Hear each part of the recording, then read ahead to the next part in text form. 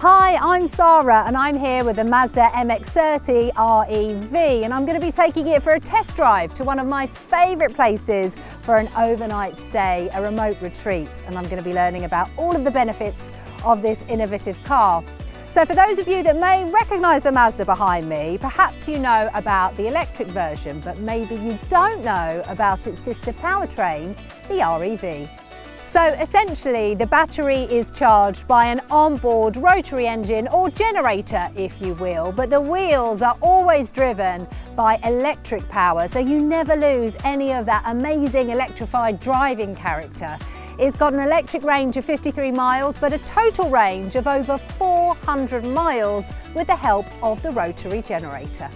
So my journey today is approximately 80 miles, so I'll have plenty of time to experience the Mazda rotary engine work its magic under the bonnet. But before we get going, let's have a good look around the Mazda MX-30. It's a striking car, modelled around the design philosophy of Kodo design, which ultimately displays the soul of motion even when standing still. Its coupe stance is the first thing that stands out. It looks like it's ready and raring to go. The headlights are sharp and angular, and the stunning 18-inch wheels look fabulous with the diamond cut against the black. And moving on to a unique design feature, the freestyle doors.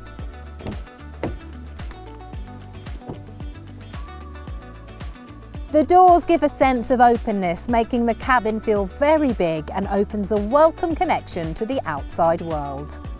And because the back doors have no inside handles, it's also really great for driving around with your little ones because it keeps them safe from accidentally opening the door when you're on the move. Let's jump in. So the car I have today has the optional black interior, which is super smart and super comfortable. And the MX-30 R-EV comes loaded with kit, especially at this grade. So you've got the electric seats with memory function, all heated, as is the steering wheel. And it's just got a really great feel to it. So this material here on the door is made out of recycled bottles, and then you've got the touches of cork, which are a nod to Mazda's original heritage as a cork manufacturer. Right, let's set off, see how we get on.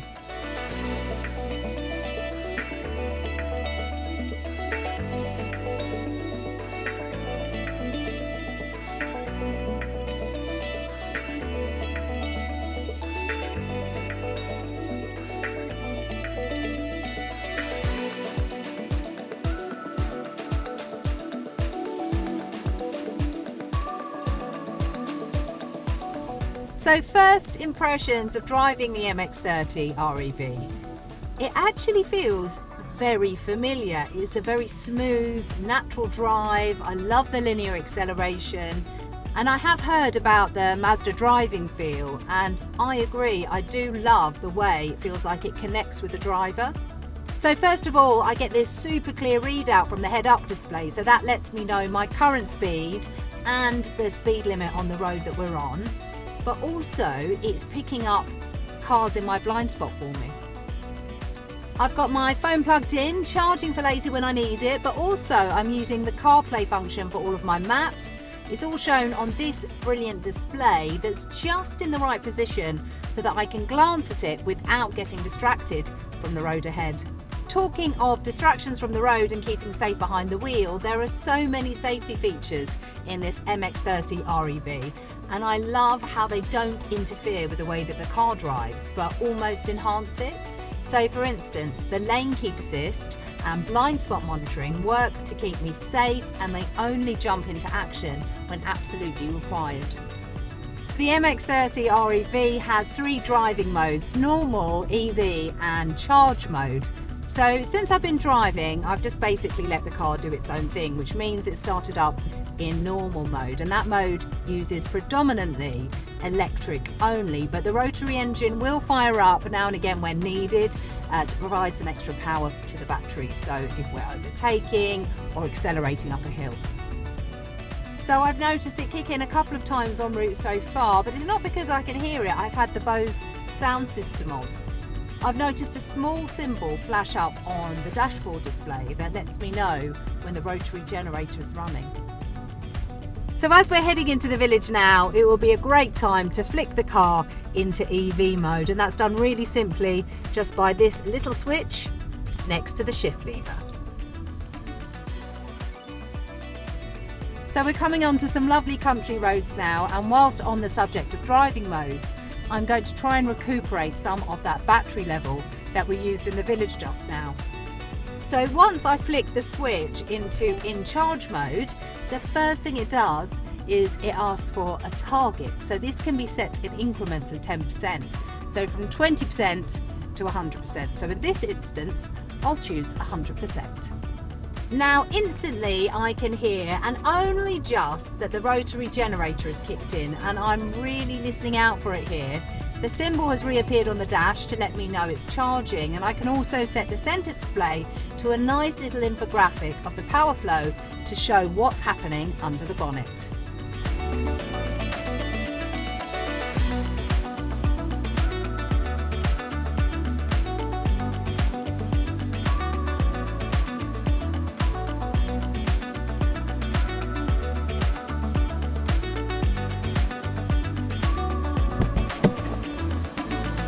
Well, it's a lovely day for a drive and the perfect time for a quick pit stop and refresher in this country park.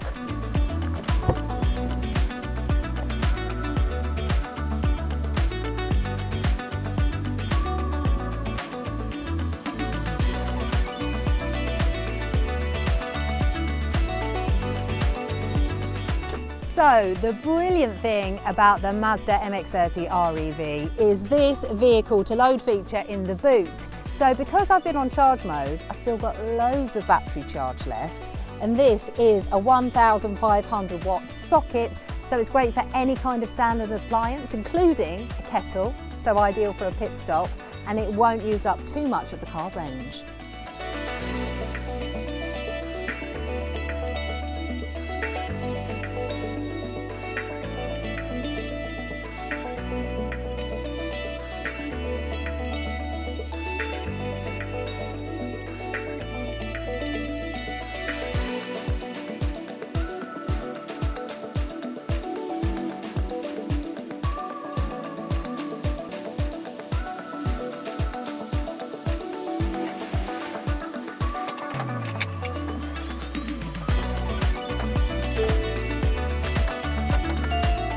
I love this. The 360 camera gives me a bird's eye view of the vehicle, so I can manoeuvre around tight spaces safely and confidently and avoid hitting any bushes or stones or logs that you do find in country car parks like this one.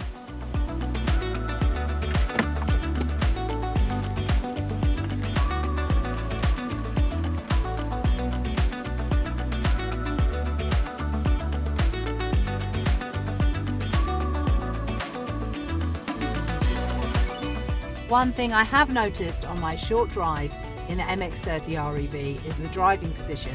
So I mentioned earlier about all the comfort enhancing specs of the seats, but what Mazda specialise in and pride themselves on is what they call their human-centric driving position.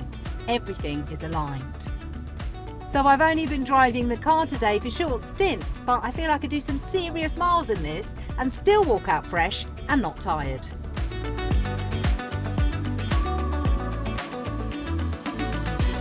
So I've switched back into EV mode as we're coming into a slightly more built up area, and I'm using these amazing brake regeneration paddles behind the steering wheel. So they're positioned where you'd normally find gear shift paddles, but those aren't needed here as electric drivetrains are single gear. So I flicked the paddle a couple of times and we're now in full brake regen mode, which essentially means I can slow the car down by taking my foot off the pedal while simultaneously charging the battery. So the MX-30 R-EV has an electric range of 53 miles. So if you think about the average commute being 20 miles, I wouldn't need a petrol station at all.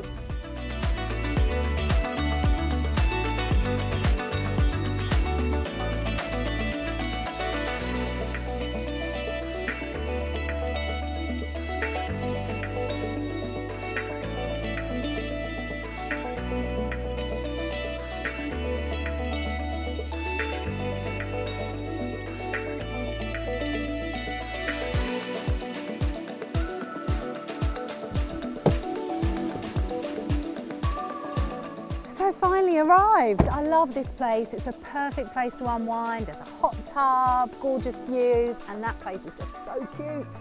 I can't wait to get inside.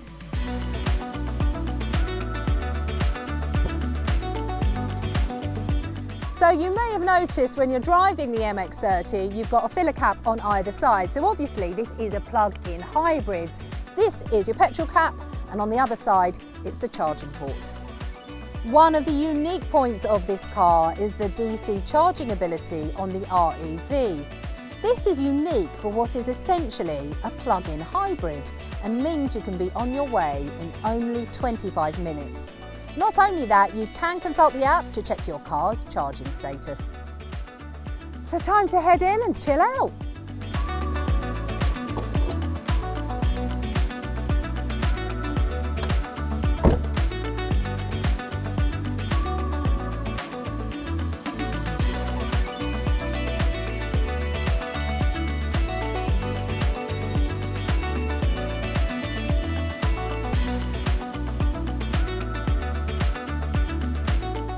So I've had a lovely night here at Cork Barn Escapes Shepherd's Hut. It's just the perfect place to switch off, unwind, reconnect with nature, and it's just so cute and cosy. But speaking of cosy, the weather is not the warmest today, but there's good news. The Mazda MX-30, basically with a few taps on my phone, I can set the cabin to preheat so it'll be nice and warm when I get inside. And in addition to that, I can actually send my route directly to the car. So by the time I get out there, switch the car on, it's going to be ready and waiting for me to go straight away. So time to set off. The car's all lovely and warm, ready for me to go. It's been a brilliant trip actually. I think my favourite thing about the car are those doors. As a mum of two, that's an absolute winner. But it's a really smooth car to drive. I love the spec, I love the little touches like the cork. But I think there's one thing that I would potentially do a little bit differently, and that is at the beginning of this trip, because I had 80 miles, I thought I'll choose the R-EV, but actually I could have easily done this with the EV.